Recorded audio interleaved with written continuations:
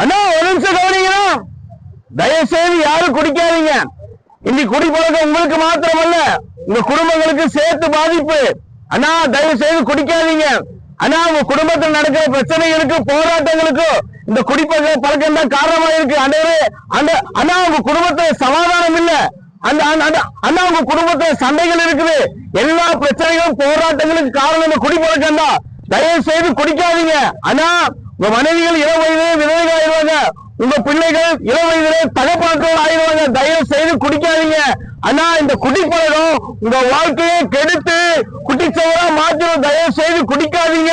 ஆனா சமீபத்தில் எங்க சொந்தக்காரர்கள் குடிச்சு அவரு வயிற்றுல ஈரல் வீங்கி இறந்து போயிட்டாரு.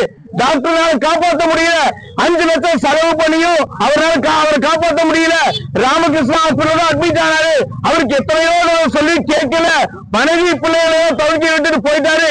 தயவு செய்து இன்னைக்கு எல்லாம் வேலைக்கு போயிட்டு வந்திருக்கீங்க, சம்பளம் வாங்கிட்டு வந்திருக்கீங்க, உங்க பிள்ளைகளுக்கு தின்பண்டம் வாங்கிட்டு போங்க, உங்க பெற்றோர்களுக்கு அரிசி பருப்பு வாங்கிட்டு போங்க.